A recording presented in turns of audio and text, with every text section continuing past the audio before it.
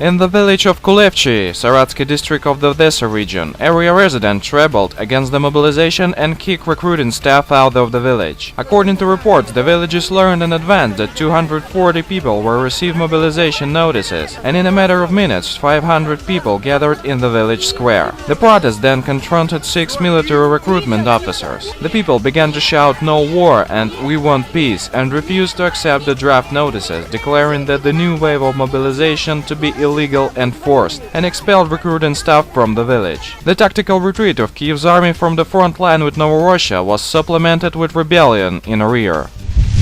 Kiev's army counterattacks on the media front line. Yesterday, on January 27, 2015, Ukrainian national TV channel ICTV reported Kiev's military destroyed 4 fighting vehicles, 5 self-propelled artillery guns, 7 armored fighting trucks of Novorossian army. But this isn't the end. According to a report a bit earlier, Kiev's army destroyed 4 tanks, 9 armored fighting trucks, 4 MLRS Smerches, 20 MLRS Grads, 18 units of automotive engineering, 6 planes and 4 helicopters of enemy. Apparently, countless number of Novorossian troops were destroyed. All of these are official information of Ministry of Defense of Ukraine. Generally, we can believe Kiev's military, whom completely composed by John's Rambo, Terminators and their friends, are destroying military equipment and killing separatists by stern look and lightnings from their asses. But where did they find 6 planes and 4 helicopters when Novorossian military haven't and never had air forces? We can suppose the only way which Kiev's military could do it. They bombed Lugansk Aviation Museum. What the epic Ukrainian victory!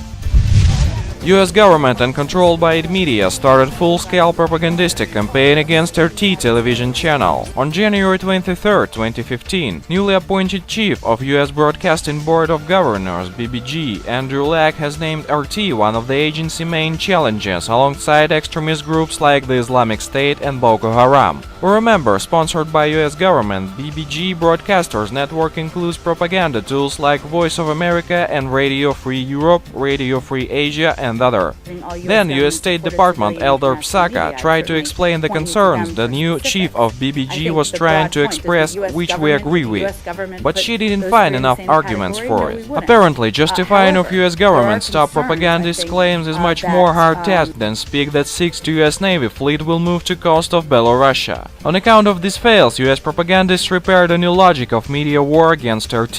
Recent of it were announced by US Assistant Secretary of State Victoria Nuland. All you have to do is look at RT's tiny audience in the United States to understand what happens when you broadcast on turns in the media space that full of dynamic, truthful opinion, said the official during a Q&A at the Brookings Institute. Okay, why are US government so strongly scared by RT's work if it has tiny audience and broadcasts alike? It's because RT unveils thick layer of epic Ukrainian victories and propagandistic blames against Russia from information US media spread about situation in Ukraine. The Monitoring Committee of the Parliamentary Assembly of the Council of Europe has supported a rapporteur's proposal to restore the voting rights of the Russian delegation to PASE. The resolution was taken by PASE is restoring the Russian delegation voting rights, but limited its rights to participate in monitoring missions. In fact, we could see Russia is isolated by the whole world. The whole world is marked black. We thank our information partners for help with spreading this video news.